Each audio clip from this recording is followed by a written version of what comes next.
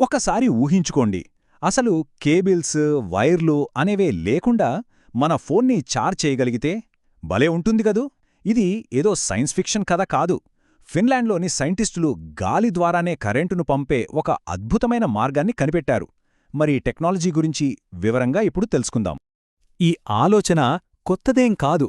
100 సంవత్సరాల క్రితమే great scientist Nicola Tesla ఇలాంటి ఒక కల కన్నారు.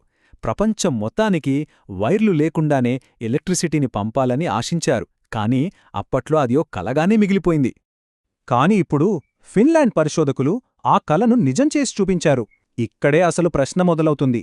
మనకు తెలిసినంతవరకు గాలి కరెంటును ఆపుతుంది కదా, మరి అలాంటి గాలిని వాళ్లు కరెంటు ప్రవహించే ఒక తీగలాగా ఎలా మార్చగలిగారు?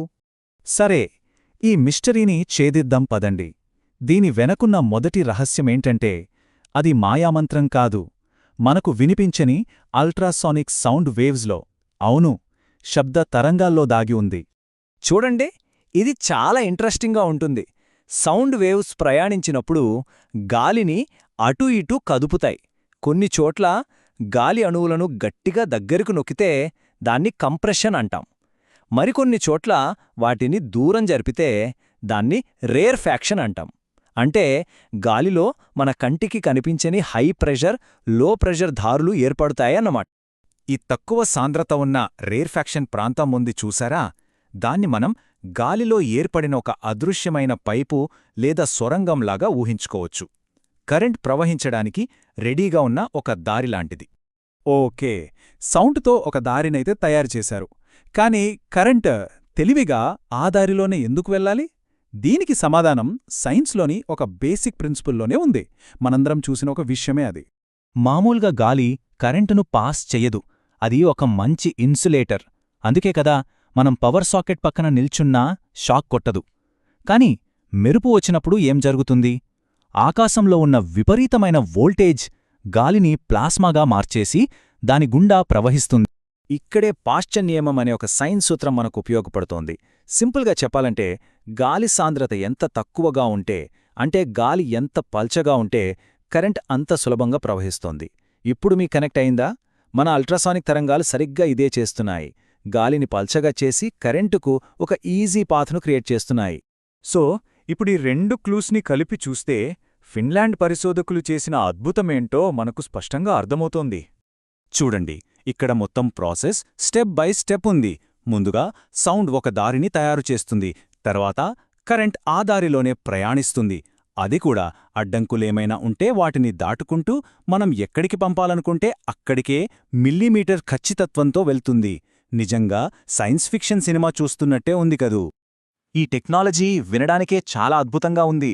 కాని మనసులో వెంటనే ఒక ప్రశ్నొస్తుంది, ఇంతకీ ఇది సేఫేనా? ఈ ప్రశ్నకు సమాధానం చాలా సూటిగా ఉంటుంది. ఇది చాలా అంటే చాలా ప్రమాదకరం. ఎందుకంటే మనం అకూస్టిక్ వైర్ అని ముద్దుగా పిలుస్తున్నది నిజానికి గాలిలో ప్రవహిస్తున్న హై వోల్టేజ్, విపరీతంగా వేడి ఉన్న ఒక ప్లాజ్మా ఫ్లో. కాబట్టి ఇదొక అద్భుతమైన ప్రయోగం అయినప్పటికీ దీనికి చాలా సవాలున్నాయి. భద్రత, ఎఫిషియన్సీ, ఇంకా గాలికి చెదిరిపోకుండా చూడటం, ఇలాంటి సమస్యల వల్ల ఇది రేపే మన ఇళ్లల్లోకొచ్చే టెక్నాలజీ అయితే కాదు. కాని ఆగండి, ఈ హై పవర్ ట్రాన్స్మిషన్ అనేది ఫిన్లాండ్లో రూపుదిద్దుకుంటున్న వైర్లెస్ ఫ్యూచర్లో కేవలం ఒక్క భాగం మాత్రమే. కథలో ఇంకో వైపు కూడా ఉంది.